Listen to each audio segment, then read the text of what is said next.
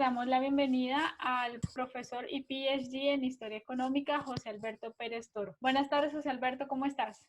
Estefanía, ¿cómo estás? Interesantísimo reunirnos otra vez para hablar de nuestros temas académicos que tanto nos interesan. Muchas gracias por tu invitación. Listo, profe. También gracias por acompañarnos el día de hoy. Vamos a hablar en esta ocasión sobre una de las propuestas que tú haces a la educación y yo creo que con mayor énfasis a las universidades sobre un modelo que se llama 1x3. Cuéntanos en qué consiste este modelo. Bueno, muchas gracias por la pregunta. Imagínate que desde que comenzó el problema del coronavirus, no solo en Colombia, sino en Estados Unidos y en las universidades británicas, se comenzó a hablar que parte de las clases que se estaban dando en las universidades para evitar el contacto entre las personas y que hubiera contagio, se hiciera a través de las redes de Internet.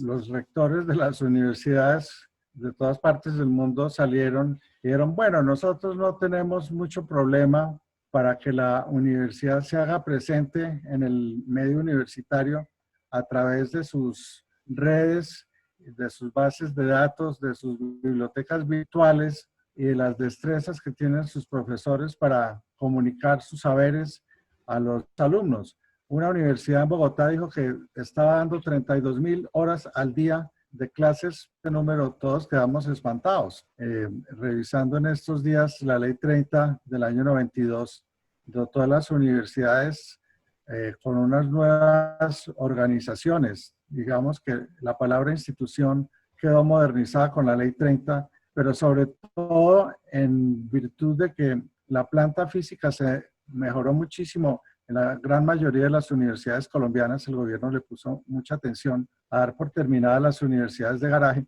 y tener unas universidades con muy buena planta física, quiere decir salones, cafeterías, lugares para que los estudiantes se encuentren, lugares para poder hablar con sus profesores y mucho mejores bibliotecas de las que había en el pasado. Bueno, ¿qué veo yo con el coronavirus? Que nos agarró de sorpresa. Las universidades seguramente estaban, y sus rectores o sus dirigentes, estaban todavía fascinados por la maravilla de obras civiles y arquitectónicas que hicieron. Uno pasa por cantidades de universidades en toda Colombia y ve que tienen unas muy lindas plantas físicas. Yo me hice una pregunta, ¿y están igualmente bien dotadas para impartir una nueva pedagogía? Me atrevo a decir que están las mejores herramientas para trabajar con una nueva pedagogía. Lo que no creo que estemos muy bien avanzados es cómo manejar esa nueva pedagogía en virtud de que la forma de enfocar la academia ha cambiado. Cuando apareció la palabra interdisciplinaridad, que recogía el pensamiento de Popper, el pensamiento de las sociedades de Kuhn, la Epistemic Society, como la llamaba Kuhn, el rol de las universidades y sobre todo la enseñanza cambia diametralmente y creo que para eso tenemos las herramientas, pero tal vez no estamos todavía suficientemente preparados. Bueno, José Alberto, si decimos que es una nueva forma de educar, son nuevas estrategias, ¿cómo vamos a implementar esto sin que se deteriore la calidad académica? Que el estudiante es el que va a ser ahora el actor. El profesor es más bien un agente promotor del conocimiento, ya no es el que transmite directamente el conocimiento, sino es el que promueve el acercamiento de ese conocimiento al alumno a través de un sílabus o un programa que se hace, pero más importante que el sílabus es el acceso a las lecturas. Bueno, yo voy a referirme también mucho al modelo de educación inglesa, que es el modelo que nos refirió este santo moderno, se conoce mucho, que es John Henry Newman. Hace poco la Javeriana me invitó a una conferencia para presentar este libro de John Henry Newman, que escribió un colombiano que se llama Juan R. Vélez. Lo más chistoso de todo es que yo me aparecí con este libro y era un libro que Juan Ricardo Vélez le había regalado a uno de sus tíos y me lo había prestado un pariente mío de Medellín para que le diera una mirada, porque yo siempre le hablaba de la importancia que eran el sistema de tutoría en Oxford y Juan R. Vélez, mira qué curioso, dio esa conferencia y le dije, pues no soy un espontáneo improvisado, me leí su libro de la pasión por la verdad, si es algo revelador en su obra es cómo acerca al estudiante a través de sus tutorías que fueron famosas en Inglaterra. Profe, cuando tú hablas que el tutor es quien acerca al alumno al conocimiento, vemos que desde ahí hay una línea de investigación que comienza desde un pregrado.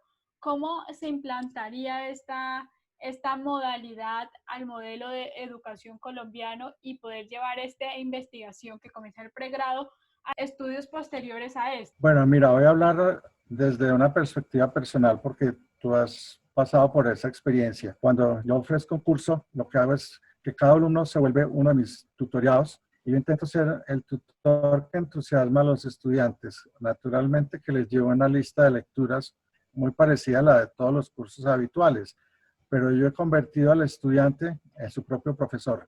Creo que esta es la esencia de ese modelo que nos explica John Henry Newman. A través de unas lecturas muy bien escogidas de un proceso de investigación, el estudiante logra penetrar el alma. Las inglesas tienen una peculiaridad. Si tú le hablas a estos estudiantes de las Ivy League de Estados Unidos o a las universidades que tienen este tipo de influencia, todo estudiante lo primero que hace es presentar su proyecto de investigación. O sea que el tutor es el entusiasta que guía al estudiante con su proyecto de investigación. En los cursos que tú tomabas, yo les decía una cosa que era loquísima a mis estudiantes. Bueno, vamos a estudiar con las más modernas bases de datos que tiene la universidad. Fíjate que en términos de planta física y de recursos, nuestras universidades están muy bien preparadas para ingresar al modelo post-coronavirus. ¿Por qué? Porque el conocimiento está disponible a través de las bases de datos de las redes electrónicas de Google, de infinidad de materias y de materiales que uno puede acceder por las redes inalámbricas. Las bibliotecas también están hoy al servicio de los estudiantes. Bueno, estas universidades británicas, alemanas, francesas también trabajan mucho esa línea, que el estudiante es un escritor en potencia y lo que hay que prepararlo es para que sea un muy buen escritor cuando madure y pase su tiempo en la universidad. Bueno, mi propuesta es esa, llevarle todos los medios y todos los recursos académicos al estudiante a su casa. Ese modelo de 3 por 1, pues es una suma matemática muy rara porque es 3 más 1 a mí me da 2 y a los rectores les da 4. Bueno, es una forma de volverlo chistoso y decir que el modelo es bueno para el coronavirus y bueno para la pandemia, pero malo para la academia. Entonces hay una contradicción entre pandemia y academia. Yo lo pongo al revés. De pronto el 4 es para el autoestudio que hace el estudiante y el 1 para las plantas físicas con las que contamos, que son muy valiosas. Bueno, hay que optimizar esos dos recursos que tienen las universidades. Obviamente no vamos a parcelar las universidades y venderlas como apartamentos pequeños. Las aulas tendrán que seguir siendo muy socorridas apenas pase la pandemia, pero los estudiantes habrán aprendido en este proceso a volverse los gerentes y los ingenieros de su propio proceso de aprendizaje. El que aprende es el estudiante, no el profesor. Nos queda, obviamente, una gran pregunta en el tintero. ¿Están bien manejados los recursos que tienen las universidades para ofrecer el acceso a esta información? Rotundamente, no. Entonces, ¿por qué? No es porque no tengan los instrumentos para hacerlo, es porque no se ha hecho una ingeniería para adecuar los programas, para adecuar los recursos, para acercar el conocimiento que tiene su cuerpo profesoral a las necesidades de los estudiantes.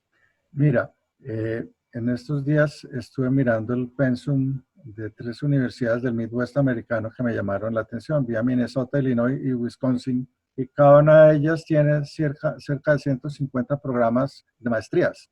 ¿Tú te imaginas lo que es organizar en cada universidad 150 programas de maestría? Yo creo que hay una dispersión gigantesca de conocimiento. 150 maestrías es mucho, porque son 2 años en que está el estudiante leyendo y si se lee 100 revistas y artículos y libros, pues los saberes están multiplicados por miles. Sus bibliotecas de estas universidades son grandísimas, son de varios millones de ejemplares. El medio colombiano, pues naturalmente es más restringido, pero eso no quiere decir que porque tengamos pocos materiales comparado con esas grandes universidades sea poco. Lo que creo es que por falta de una ingeniería, yo lo llamo así, una ingeniería, los recursos no los estamos empleando óptimamente. Si bien nosotros no tenemos 150 maestrías, pero sí podemos tener 10, 20, 30 maestrías por universidades, que igual es mucho. ¿Por qué? Porque implicaría que tendríamos que tener muchos alumnos para cada programa, muchos profesores súper especializados en las disciplinas y unas bibliotecas también muy completas. Como no tenemos tantos libros, ni hacer es volver a los inicios de la universidad, que teníamos las materias básicas y las materias de profundización. Fortalecer las materias básicas en que cada uno de los programas, de esos muchos programas que tienen las universidades, los estudiantes encuentren ahí el acceso a un buen abanico de cursos básicos que serían de fácil acceso y de obligatoria cumplimiento por los créditos que otorgan para muchas de las disciplinas. Es decir, las muchas disciplinas tomarían menos materias, pero estarían inspiradas en esos saberes especializados. Y cada una de las carreras tendría algunas materias más de profundización que podrían ser de doble utilización, como una máquina de afeitar que tiene doble filo.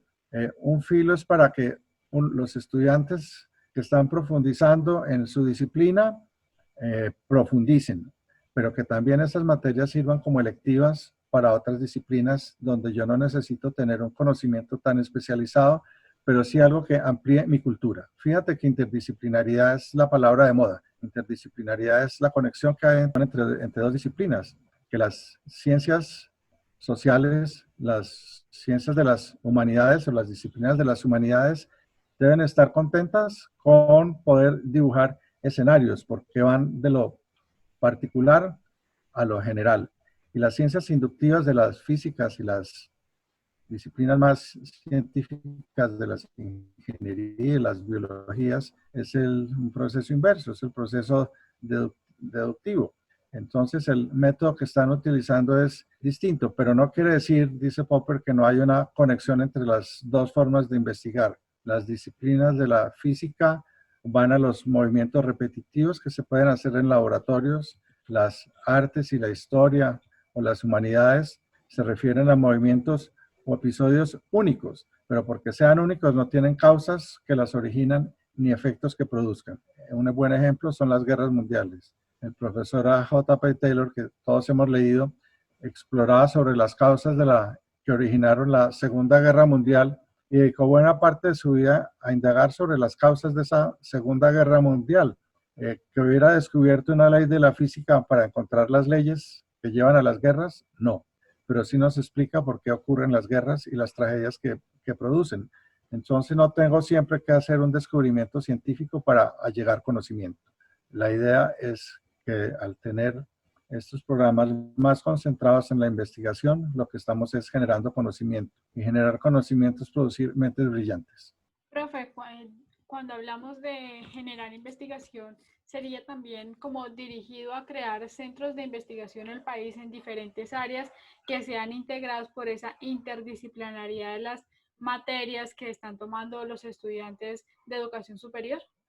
El padre Alfonso Borrero nos decía que investigar es un trabajo que se hace todos los días. Los profesores, al preparar nuestras clases, todos los días estamos investigando, todos los días estamos buscando un libro, un alumno, un profesor, un colega que nos aporta un elemento adicional a ese marco teórico, a ese marco de conocimientos, y es lo que nos hace investigadores. Por eso insisto que la universidad debe estar muy orientada hacia la investigación. Creo que es la forma más eficaz para formar personas, enseñarlos a pensar independientemente, y quien estudia es el alumno, no el profesor. Uno guía y lleva de la mano a su estudiante, pero no puede estudiar por él. Cuando hace eso se va a sorprender por lo creativos que son las mentes de los jóvenes. Los jóvenes siempre se aparecen con las tesis más raras del mundo y uno les pregunta, bueno, ¿y esta idea tan loca de dónde surgió? No, en quinto bachillerato que pensé eso en un viaje que hice o en una excursión, se me ocurrió esta idea, la he venido madurando estos 4 o 5 años de la universidad y voy a trabajar ese tema de investigación. Pues uno se maravilla. Yo he dirigido muchísimas tesis en las universidades donde he estado y nunca he podido descubrir cómo es que hacen realmente los estudiantes para descubrir sus temas. Solo cuando entregan el documento se da uno cuenta que la inmensa mayoría de ellos hicieron unos buenos aportes. No necesariamente para ganarse uno el premio Nobel, no se trata de eso, pero se trata sí de generar conocimiento y de permitirle al estudiante que integre en una forma lógica sus razonamientos y los convierta en buenas ideas. Profe, cuando hablamos de esa integración de ideas y de las propuestas que hacen los estudiantes al momento de sus trabajos de grado, que se ve reflejado en sus tesis, ¿cómo integrar esas mallas curriculares con los posteriores estudios para que los estudiantes no paren después de su pregrado, sino tengan la posibilidad de seguir con estudios posteriores, sin necesidad de salir de la universidad y volver a ingresar 1 o 2 años después? Sí, yo le oí una vez al profesor Tim Bergen en Oxford que dio una conferencia cuando se había ganado el premio Nobel y decía unas cosas muy interesantes sobre el conocimiento. Él decía que los estudiantes están en capacidad de generar conocimiento desde los primeros momentos y que cuando son ya unos jóvenes recién graduados han estructurado un proyecto de investigación que yo diría que es casi para toda la vida. Casi todos esos premios Nobel, esos grandes profesores que uno se encuentra, que vemos ahora por YouTube, relatan episodios parecidos, que ellos en su etapa estudiantil se hicieron una pregunta que a lo largo de la vida la fueron resolviendo. Vi al profesor Payne y al profesor Elliot en estos días, que son de los mejores hispanistas que ha producido Inglaterra para reinterpretar, o Hugh Thomas, que murió hace 2 años, dicen exactamente algo así en esa línea. Yo empecé con una corta investigación sobre el Felipe II, sobre Carlos V o sobre la presencia de España en Cuba. Y con ese tipo de argumentos que aparentemente eran simplistas y que los habían intuido cuando eran estudiantes, al final de sus vidas lo que encontramos son las obras más sobresalientes de los trabajos de investigación académica. Mira que mi modelo educativo es para usar la mente de las personas en la época del post-coronavirus. Las universidades tienen buenos edificios, buenas bibliotecas, buenos profesores, buenas cafeterías. El ambiente universitario es supremamente acogedor, pero esta es una nueva oportunidad para atraer a los estudiantes a las fuentes del conocimiento y entusiasmarlos para que profundicen como investigadores. Todo universitario, todo estudiante, como decía el padre Borrero, es un investigador en ciernes.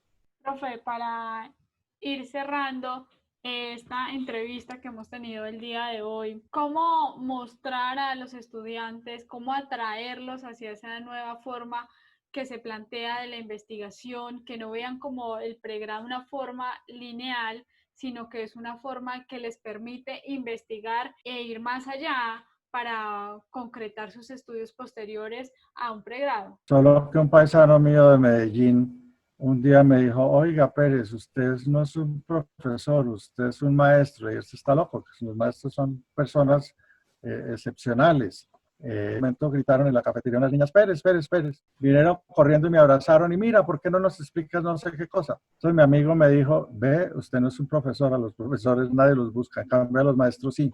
Y le dije, ¿qué quiere decir maestro? Me dijo, no, mire, es que maestro es una palabra mágica. En la cultura griega, Sócrates era un maestro, porque maestro quiere decir manta. El maestro le pone su manta en la piedra donde él enseñaba para que los estudiantes se sienten en su manta y lo escuchen. Bueno, yo creo que yo hago eso. Yo llevo mi manta todos los días y mis estudiantes siempre se sientan en esa manta. Tan bobos, ellos creen que yo les estoy enseñando. Eso no es verdad. Los que me están enseñando son ellos a mí. Mis estudiantes son mis maestros. Bueno, profesor Pérez, le agradecemos por haber dispuesto el día de hoy para conversar sobre este tema del post-coronavirus y la educación superior. Estefanía, tú sabes que estar contigo siempre es una delicia. Eres mi alumna fantástica que trae siempre grandes preguntas.